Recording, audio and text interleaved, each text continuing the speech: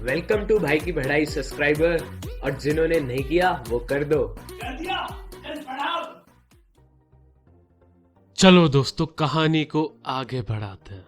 अब हम ग्राफ्स के साथ खिलवाड़ करेंगे। ओह, मेरा मतलब है ग्राफ्स के साथ खेलेंगे। पहला ग्राफ है डिस्टेंस टाइम ग्राफ। रुको, मुझे ड्रॉ करने दो।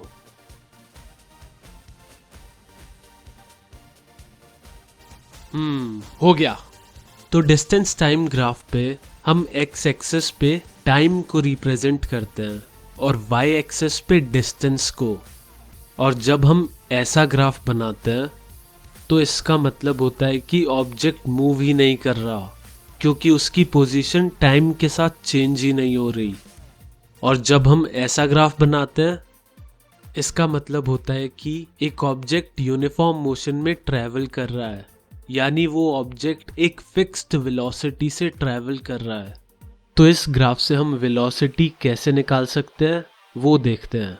वेलोसिटी का फॉर्मूला होता है v equals to displacement upon time. तो अब हम यहाँ पे कोई भी दो पॉइंट ले लेंगे, a और b। a के कोऑर्डिनेट्स है t1, s1 और b के कोऑर्डिनेट्स है t2, s2। तो डिस्प्लेसमेंट क्या होगा? Final position minus initial position, यानी s2 माइनस s1। और इसमें जो टाइम लगेगा वो होगा t2 माइनस t1। तो इससे हमें किसी भी ऑब्जेक्ट की वेलोसिटी पता चल जाएगी और हमारे पास फॉर्मूला हो जाएगा v equals to s2 minus s1 upon t2 minus t1। चलो अब मैं एक ग्राफ बनाता हूँ, तुम बताना ऑब्जेक्ट की वेलोसिटी क्या होगी।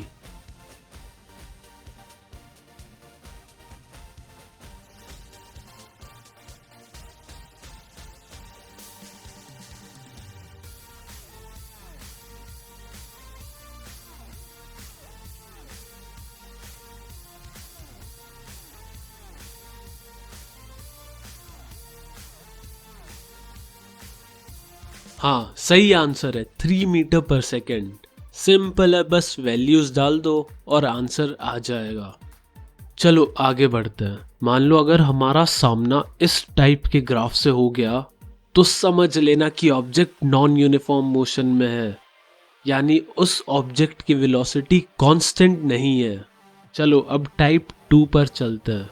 ये ग्राफ है वेलोसिटी टाइम ग्राफ। इसमें दोबारा टाइम एक्स एक्सिस पे होगा और वेलोसिटी वाई एक्सिस पे। तो इस टाइप के ग्राफ में भी लाइन की ये जो स्लोप है ये हमें बता देती है कि उस ऑब्जेक्ट की एक्सेलरेशन कितनी है। एक्सेलरेशन का फॉर्मूला होता है a equals to v minus u upon t, यानी acceleration equals to final velocity minus initial velocity upon time taken. और जैसा हमने पिछले ग्राफ में वेलोसिटी निकालते हुए किया था, उसी सेम प्रोसेस से यहाँ पे भी हम कह सकते हैं कि एक्सेलरेशन होगा v2 minus v1 upon t2 minus t1। लेकिन ये तो तुम्हें पहले से ही पता होगा। अब आते हैं इस ग्राफ के मज़ेदार वाले पार्ट पे। अब हम इस ग्राफ से निकालेंगे कि ऑब्जेक्ट ने कितना डिस्टेंस ट्रैवल किया होगा। तो डिस्टेंस फाइंड करने के लिए एक लौता तरीका है कि हम उस टाइम फ्रेम में उस लाइन के अंडर जो एरिया है उसको निकाल लें, और ये एरिया डिस्टेंस कवर्ड के बराबर होगा उस टाइम फ्रेम में। चलो अब इस सब को हम समझने के लिए एक अच्छा सा क्वेश्चन करते हैं, क्योंकि चीज़ें करने से आती हैं, किताबों में पढ़ने से नहीं। इसीलिए जितना हो सके जो जो तुम पढ़ो पूरी लाइफ में, उन चीज़ों को रियल लाइफ में भी करके देखना। कभी ऐसा ना हो किताब में तो पढ़ लिया, असलियत में घंटा कुछ नहीं आता। चलो तो इस ग्राफ से तुम्हें दो चीज़ें निकालनी है। फर्स्ट एक्सेलरेशन, दूसरा distance covered between 5 to 15 seconds. करो करो, लगाओ थोड़ा सा दिमाग।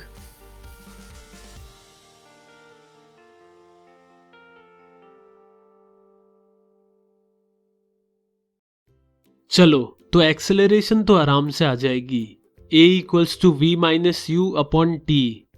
a equals to 40 minus 20 upon 15 minus 5 यानी 20 अपॉन 10 इक्वल्स टू 2 मीटर पर सेकेंड स्क्वायर। पर अब आते हैं डिस्टेंस कवर्ड पर। डिस्टेंस होगा ए बी सी डी के बीच का जो एरिया है उसके बराबर।